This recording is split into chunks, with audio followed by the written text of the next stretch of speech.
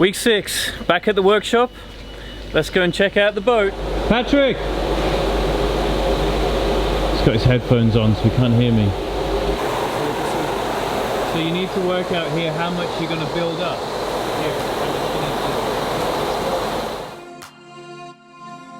We picked up Aurora brand new in 2019 from the factory.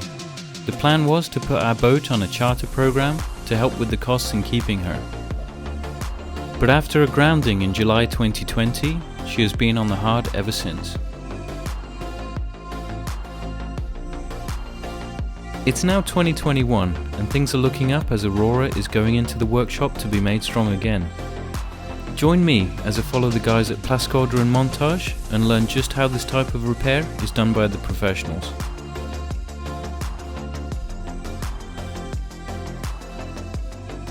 Well, hi guys, welcome back to the workshop, and Patrick has been very busy grinding the bottom of the hull off here, ready for the keel to be reattached. And you can see the keel more or less stops here, so Patrick's actually gone and ground back a little bit further because we thought there was some cracking going on here.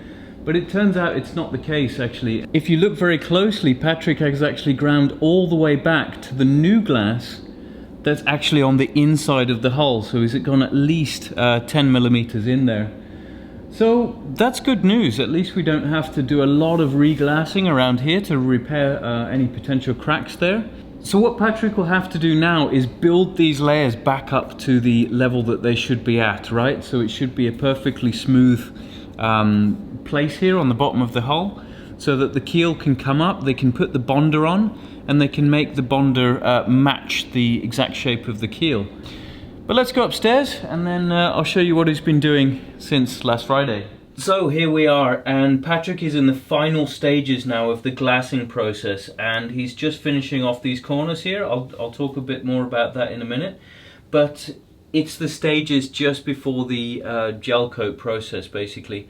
And this is the most important point, because if you get the preparations wrong before the gel coat's gone on and before you start finishing everything off, any imperfections are going to show through in the gel coat. So it's really important that Patrick's really happy with all the finish of everything before he starts spraying that gel coat. Now let's have a look at what he's been doing over the last few days.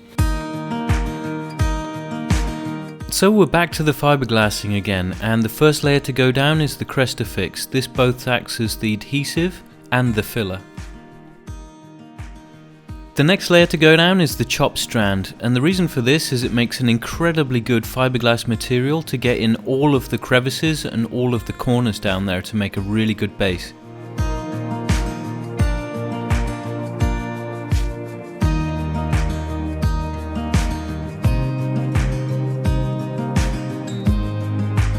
Notice here also that Patrick is putting bits of chop strand in all of the deep corners to make a better base for the next layers to lay on top. And then the polyester resin starts going on top, and with fiberglassing it's a real art form sometimes. It can look like a total mess before you actually apply the resin, but once you wet it out, it starts to look okay.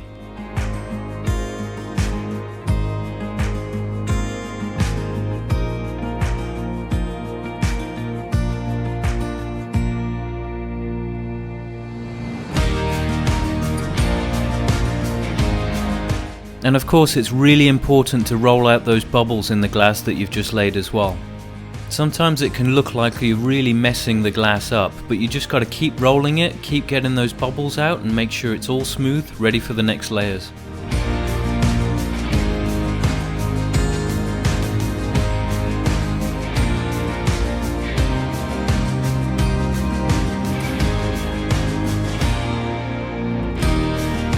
The next layers going on is biaxial fiberglass there, and notice that all of these pieces are pre-cut and ready to go. Everything's in place so that you can just lay it on, go and roll it out and then finish it off.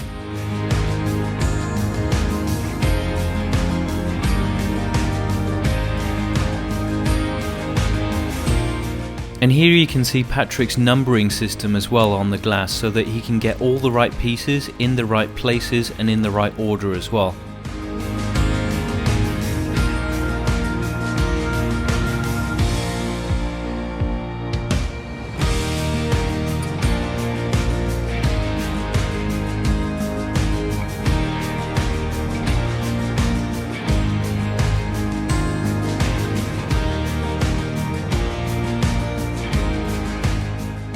And as I've mentioned before, the final layers are always chop strands so that the biaxial and triaxial layers don't print through. It's much easier to make the final layer smooth this way. Now I hope the camera can pick this up, but there's a hell of a lot of glass gone on this strong back here, and to be honest, if we ever get a grounding again, this is definitely not the part that's going to break, for sure. You can see in these spaces now that there's literally a hill of glass that's built up towards the strong back there. So when Patrick is finishing off this strong back here and this grid piece also, he's actually going to sand down so it's nice and smooth, and then later on he's going to apply fairing compound as well, just to smooth it over, about sort of 1 millimeter of fairing compound, so it's nice and smooth here. Because what's going to happen is when the boat's built back up again is the floor is going to sit on top of this, and the last thing you want is it to be uneven, so the floor gets a slight creak, or it's just not quite perfect for the wood there. So there's a little bit of a balance here, right? Patrick told me a little story about him in the early days of his boat building repair life. One time he put a little bit too much fairing compound on this, and basically when the boat lifted up and was going back in the water, he heard a crack and went in to inspect the boat and everything, and that fairing compound had separated or delaminated from the glass there. So what the best thing to do here is to lay as much glass as you can and get it as close as you can to what you want it to be, and then lay a very thin layer of fairing compound on the top, so that when the flex happens, because there will be flex in the boat as it's lifted, when that happens, the fairing compound doesn't crack away from that strong back, and you end up with that problem. One of the questions that you guys asked is why Patrick didn't use a hole cutter around the keel bolt holes when he was getting the bolts out of there. Originally I thought Patrick had actually drilled away some metal here, but that's not the case. This keel plate actually comes with holes in this shape, and the only thing that Patrick has drilled away down there is actually the bonding compound that hands have put in around the bolts originally. No metal really has been touched. And to get a hole cutter around the bolt there, the tolerances would be so tight, the hole cutter would actually start to nick away the thread on the bolt. So that's why Patrick had to go around there and cut those holes manually with a drill, and carefully as well. Patrick's done a very light sanding on top of the grid here to get down to the white here, so we can then go and match the gel coat color in, and he can get the closest match possible, so that when he does paint these parts of the grid, these big pieces, all the way over, then the paint's going to match in the most accurate way. On the strong back here, what Patrick told me he needs to be aware of as well is that when he's making the surface up on the top here, he needs at least a couple of millimeters extra here just to lay the fairing compound to make it smooth, and the gel coat also, so it will be slightly down before those two components go on. Preparations are really important, so you've just got to get it right before you start on the next process here, especially before you start laying gel coat down, because if you get that wrong and something doesn't look right, you've got to grind it all back and start again. Well, maybe not start again, but grind it back and perfect it, and then lay the gel coat again. As for the bilge pump, what I've decided to do now, I'm pretty confident in my decision, is just run the pipe back to the transom. There's been some really awesome comments that you guys have posted about the reasons why, and potentially we could run it up to the side and use a one-way valve and do all that kind of stuff, but I feel that the benefits outweigh the cons in running it all the way to the back. But that's another project, gonna start that maybe on the weekend. Right now, that's about all I have to say today. Let's see where we are on Friday. Looks like spring is coming, the sun is out, and yeah, summer's well on its way. So let's see what Patrick has been up to this week. Looks like many things have happened down here. Well, thank God it's Friday, guys. I've had a hell of a week again. But Patrick has been doing a hell of a lot to the bottom of the boat in the last few days. You can see that it's very smooth around in this area right now. And let's take a look into the detail of what he's been doing.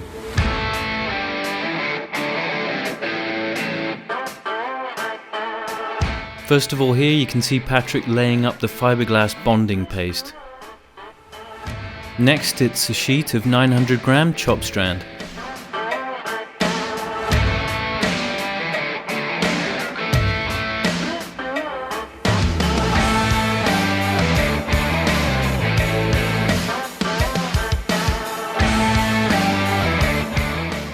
then a 1200 gram, and finally a 900 gram to finish it off.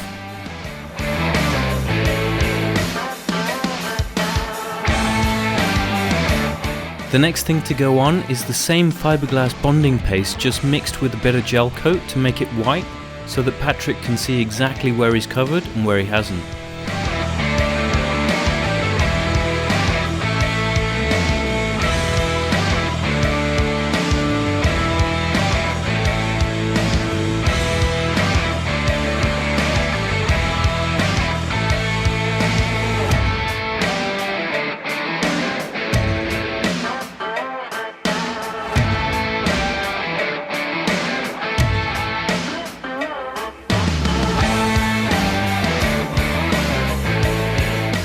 And finally comes some more sanding to make it smooth and straight, ready for the keel, and finally a couple of layers of gel coat to finish it off.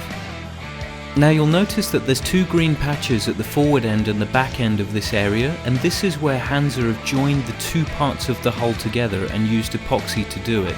At least we suspect that, and that's why Patrick cannot put polyester on top of that, because it won't stick. Instead, he'll have to use epoxy to go over those parts. One thing that caught my eye, and Patrick showed me this actually, is the difference in the hull thickness since Patrick has been doing his work. And if you can see in this hole here, you remember when I showed you before that there was about 10 millimeters of original glass on there? You can see where the original was, and then there's the extra new glass there. So this has gone from about 10 millimeters to about 35 millimeters now. I found a spot here actually where you can really hear the difference between the really solid glass that Patrick has laid down, and as you move further out, and this area is the bathroom over here with the original glass on. Now let me just tap a hammer all the way down the hull here and you can hear the difference in the strength. So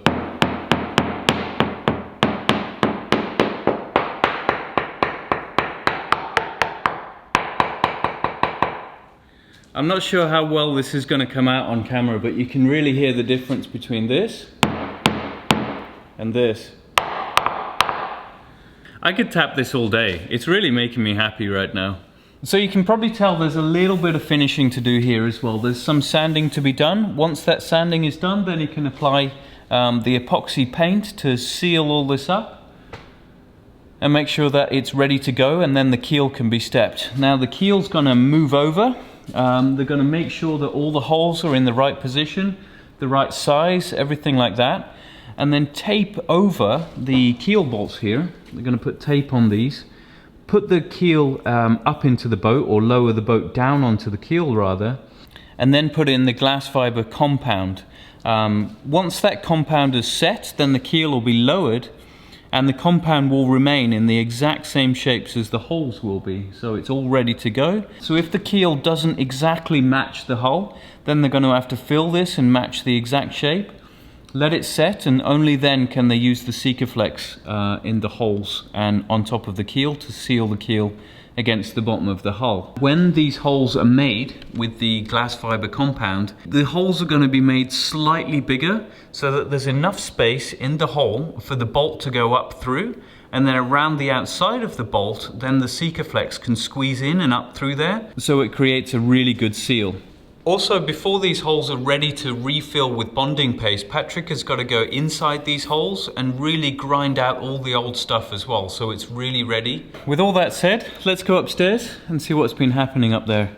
Check this out, guys. Super smooth strong back now. It's all been finished off very nicely. The important part is the top part is really nice and smooth, and it's ready for the floorboards to go back on again. This is almost prepped now, ready for Patrick to start spraying these two pieces of strong back here. For the compartments inside the grid here, what Patrick is going to do is just put top coat on all of this, and then that should be more than good enough for down in the bilge there. But let's have a look into the process of how Patrick finished this off here. First of all, some acetone is used to clean it up, and then the fairing compound is applied.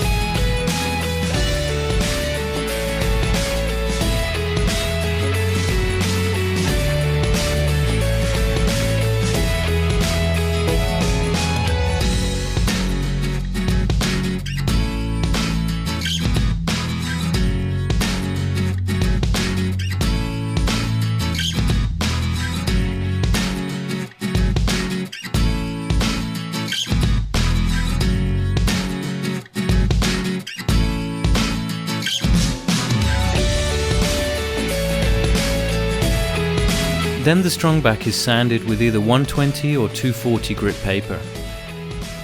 Notice that Patrick is constantly using a straight bar to make sure that he doesn't sand too far down and to get his level just right. I feel a bit sorry for Patrick actually, because the amount of times I've been in and out and in this plastic and things and getting around the chart table to do the electrical work. You can see the patchwork I've been doing with the silver tape there. Yeah, he's got to fix some parts around the bedroom there. Maybe I might help him out in a minute with that, but yeah, sorry Patrick. Also, we've had a little bit of a problem here where I've got to drill the hole for the forward scanner, right, to come down directly in front of the keel here. And we found out that this strap is directly in the way of that. So Patrick's kindly offered to move that forward so we can go ahead and drill the hole pretty soon. And the way we're going to do that is basically just put a stand in front of the boat there, lower the boat down, move the strap, and then take the tension on the strap up. Pretty simple, but I thought I'd mention it. I just thought I'd come in here for a second just to show you the boat that we've been following very loosely over the last few weeks, that fell on its side. But look at this now that the gel coat's been polished. Wow. You would never know that this boat had been on its side. It's like a brand new boat. I'm sure the owner's going to be super happy with this job. It looks so nice, and it's going to be like a brand new boat when she comes out of the workshop. Really nice to see. Anyways guys, it's a Friday. I'm tired. I want to go home, have a good weekend. Probably do some editing as well. I hope you have a good weekend also. Thanks very much for joining me. Drop us a like if you like this video, and I'll see you next week. Thanks guys, bye now.